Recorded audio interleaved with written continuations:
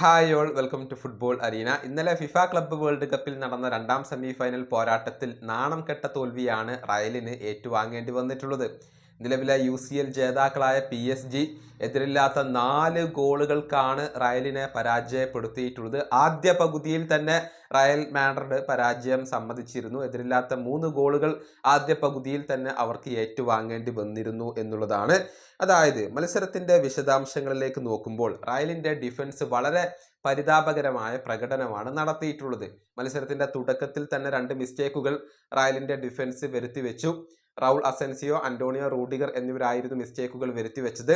അതിന്റെ ഫലമായിക്കൊണ്ട് ഫാബിയാൻ റോയിസും ഡംബലയും ഗോളുകൾ കണ്ടെത്തി.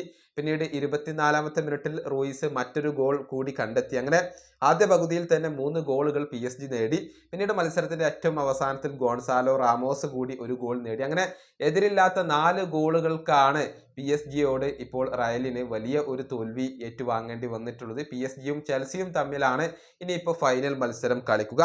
ഏതായാലും ഈ മത്സര ഫലത്തെക്കുറിച്ച് റയലിന്റെ പരിശീലകനായ സാബി അലോൺസോ സംസാരിച്ചിട്ടുണ്ട്. തനിക്ക് മിസ്റ്റേക്ക് പറ്റി എന്നുള്ളത് സാബി തുറന്ന് സമ്മതിച്ചിട്ടുണ്ട്.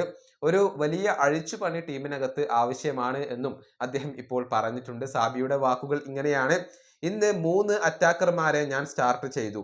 യഥാർത്ഥത്തിൽ അതൊരു മിസ്റ്റേക്ക് ആയിരുന്നു. അക്കാര്യത്തിൽ എനിക്ക് യാതൊരുവിധ സംശയവുമില്ല.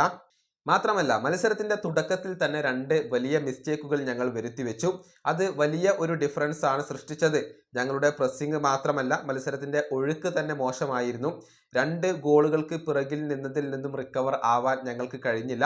ഒരു വലിയ അഴിച്ചുപണി ആവശ്യമാണ്. ഇതാണ് സാബി അലോൺസോ പറഞ്ഞിട്ടുള്ളത്. ഏതായാലും വളരെ ദയനീയമായ ഒരു പ്രകടനമാണ് റയൽ നടത്തിയത് എന്ന കാര്യത്തിൽ യാതൊരുവിധ സംശയങ്ങളുമില്ല. എല്ലാ അർത്ഥത്തിലും PSG സമ്പൂർണ്ണ ആധിപത്യം പുലർത്തിയ ഒരു മത്സരമായിരുന്നു ഇന്നലെ കടന്നുപോയത്. ഈ വീഡിയോ അവസാനിപ്പിക്കുന്നു. അടുത്ത വീണ്ടും കാണാം.